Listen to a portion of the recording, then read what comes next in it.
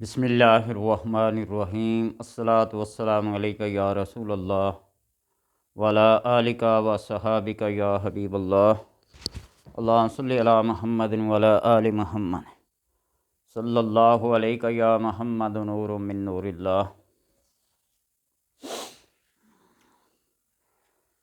بعض دفعہ انسان اپنی کسی معمولی سی تکلیف، پریشانی، بیماری کو بہانہ بنا کر شاعر اسلام کو چھوڑ دیتا ہے۔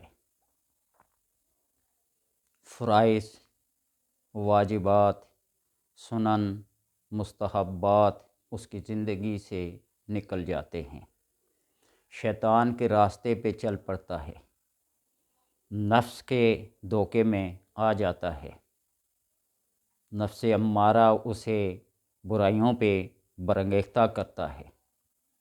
ہر وہ شخص جو شاعر اسلام سے دور ہو، فرائض و سنن تو دور کی بات، عام معمولی سی بھی کوئی دین، مذہب، اسلام، اخلاق، ہمدردی، حسن ظن، حسن اخلاق یہ اس کی گٹی میں، سرشت میں نہیں ہیں، تو ایسا انسان کوشش کر کے دیکھ لے ایک دفعہ۔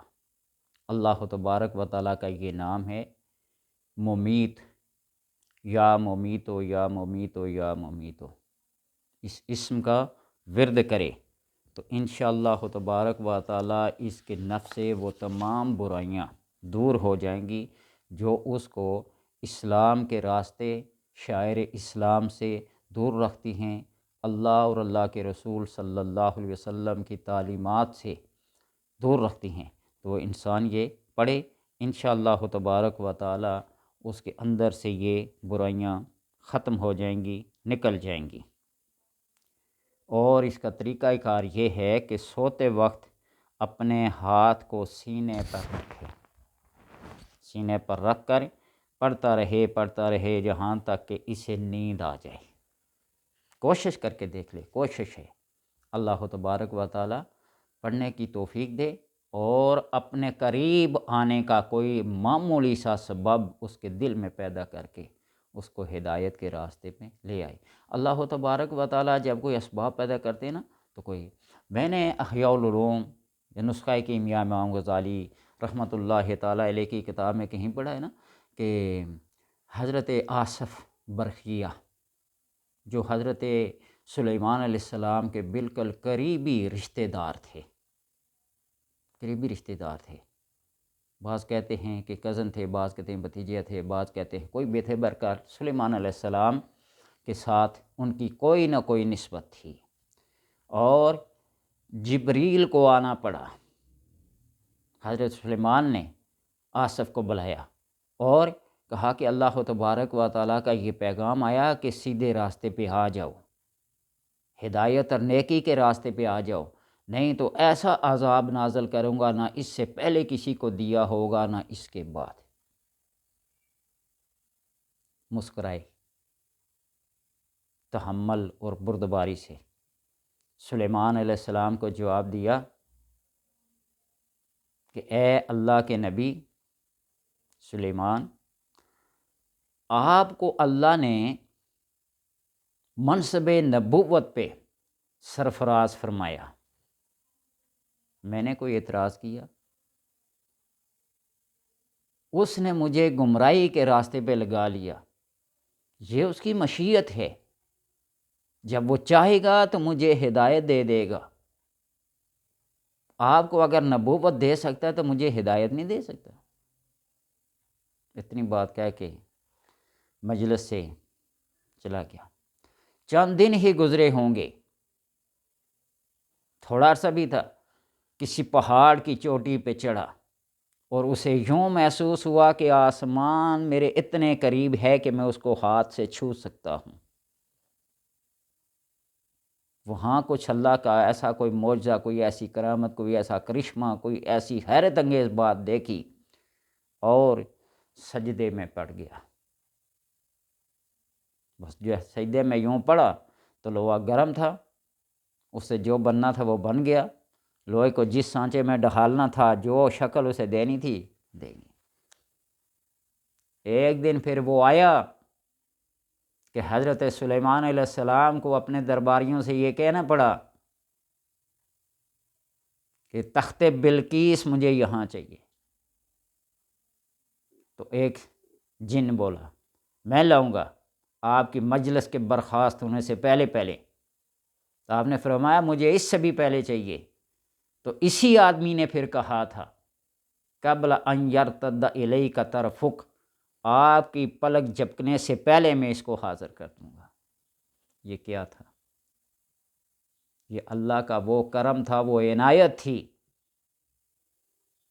جو اسم اعظم اللہ نے اس کے دل پہ، اس کے دماغ پہ القاء کیا، اور اس نے اس کو پھر چھوڑا نہیں۔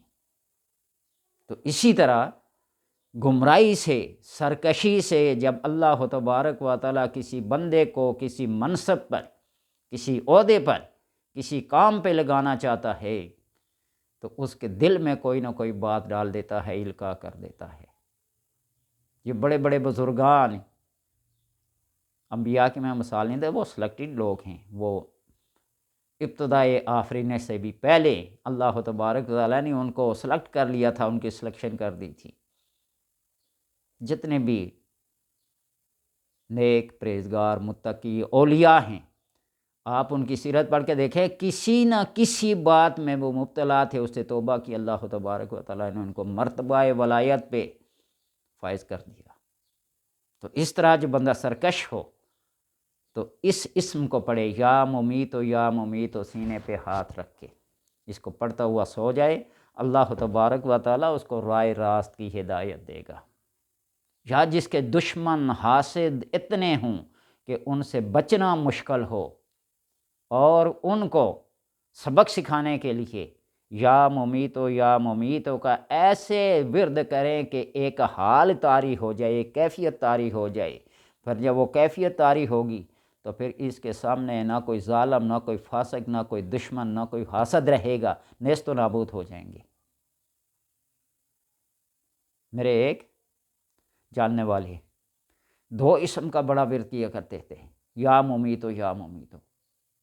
ان کے گھر سے بیماریاں نہیں جاتی تھی، کسی نہ کسی فتنے فساد میں لوگ ان کو پھنسا لیتے تھے۔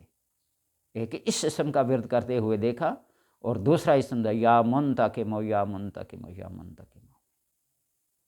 اپنا معاملہ سپرد کر دیتے ہیں کائنات کے خالق کی طرف، وہ جانے اور پھر اگلا بندہ جانے۔ تم نے صبر کرنا ہے، ہمت سے کام لینا ہے۔ تو ایسے میں اللہ تبارک و تعالیٰ کے جو اسماء ہیں، جو نام ہیں، وہ تاثیر سے پر ہیں۔ ان کا اثر آج نہیں تو کل، کل نہیں تو پرسوں، ہر حال میں ہوتا ہے۔ بندہ یہ نہ کہے کہ میں پڑھ پڑھ کے تھک گیا اور اس کا کوئی اثر ہوتا ہی نہیں ہے، ایسا نہیں۔ آپ اس کو ایک حال، ایک کیف کی کیفیت میں پڑھ کے دیکھیے، پھر اگلے کا انجام دیکھیے۔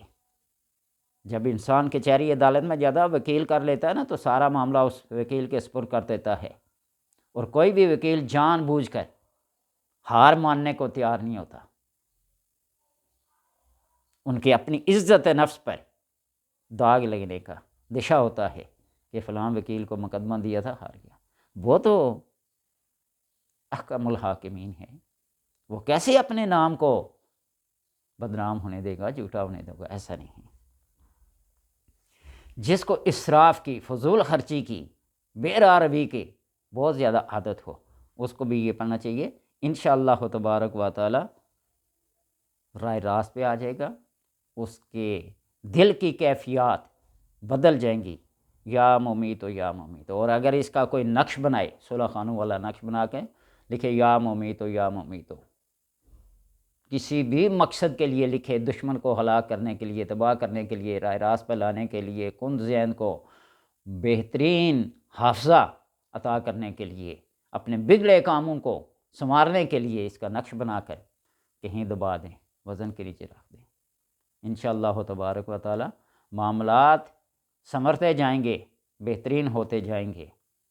یعنی یہ اسم ہر اس گمراہ کے لیے، ہر اس بے راہ روی شکار بندے کے لیے جس کے اوپر کوئی بات بھی اثر نہ کر سکے، اگر وہ خود نہیں پڑھ سکتا تو اس کا کوئی فرد رشتہ دار یا امیتوں کو پڑھ پڑھ کے اس کے اوپر دم کرے، پانی پلائے، دعا کرے، اللہ تبارک و تعالیٰ اس کو تمام فضولیات سے، تمام بیہودہ باتوں سے بری ذمہ کر دے گا۔